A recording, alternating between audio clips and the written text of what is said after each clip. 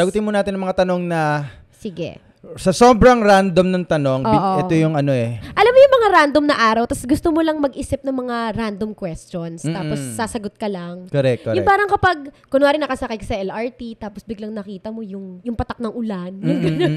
Yung parang, yung patak ng ulan ba, habang nahuhulog siya, patak ba siyang marami, tapos pinagsama-sama lang, tapos nagdikit-dikit? Oo, pwede. Yung mga ganun mga weird na questions, Isang buong patak lang ba siya dahil sobrang taas niya, kumakalat siya? Or yung nung nagsimula ba siya, marami sila, like dalawa siya, tapos pagdating niya doon sa pupuntahan niya, naging mag-isa na lang siya. Wow! Oh!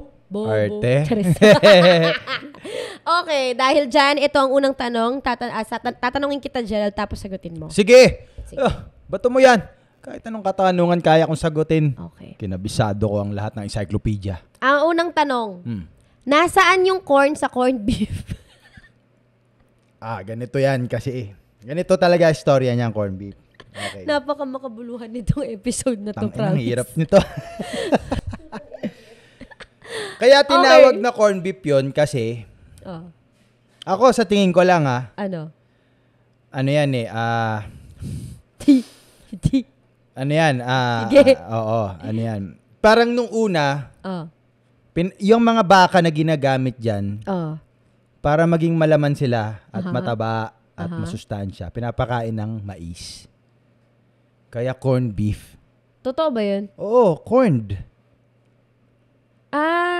Totoo ba yun? Oo. I-research mo nga. Totoo ba yung sinasabi? Para kasing totoo eh. Totoo yun. I-research mo. So, organic? Organic, mais. Kaso yung mais... So, hindi siya grass-fed, corn-fed siya. Corn-fed siya. Tapos yung mais, para malusog sila, hindi pinapadaan sa bibig. Saan? Sa puwet. Sa puwet pinapadaan yung mais. Di ba? Nagre-reklamo tayo. Di ba? Pag ikaw kumain ka na mais, pag lumabas sa puwet mo, mais pa din. Ang sakit. Di ba? Ito, pag pinasok mo sa puwet, nandoon lang yun. Akala ko kaya siya corned beef kasi yung... Ewan ko, yung consistency nung corn. Consistency! ng corn? Nung corned beef, para siyang corn. Parang... next question? Ganito. Ano? Tapos i-google natin, bakit tinawag na corned beef ang corned Sige beef? nga. Para masagot natin yung tanong. Una, opinion natin. Tapos yung next, ano yung sagot? Sige. Bakit tinawag na corned beef ang corned beef? Why is corned beef called corn? Yung unang tanong. Ayan.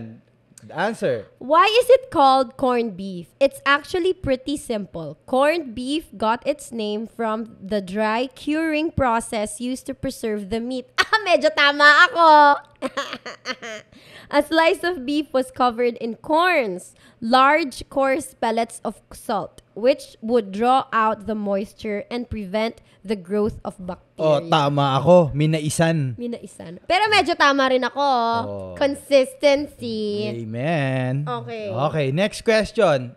Okay. Bakit bilog ang lemon square? Bakit bilog ang lemon square? Bakit nga bilog yung lemon square? Bakit siya bilog? Sa tingin ko, marketing ano siya. No, I think I have an answer. Okay. Lemon square kasi parang ginawa siya, Oy, you're welcome Lemon Square Oo nga. Ang hirap mag-isip ng bagong Hindi kami bayad, guys. Chares. Di ba parang ano siya, naka-cupcake form. So, production-wise, it's easier to create that. Kasi mahirap gumawa ng mold. Molde. Dagdag costing. Kasi, Kasi halimbawa, nasa isang tray ka. Tapos gagawin mo bilog-bilog yun. Yes, like square. cupcake. Square yun, di ba? Oo. Hindi, mas madali nga kung square eh. Hahati-hatiin mo lang siya eh. It's kasi cupcake. Cupcake. Nabitin ka, no? Nabitin kayo eh! Akala nyo buong episode dito. Hindi, kung gusto nyong mapakinggan ang buong episode ng podcast na ito, i-search nyo lang po ang The Comfort Room sa Spotify. Diyan po mapapakinggan nyo ang mahabang episode ng The Comfort Room. Just click the link below.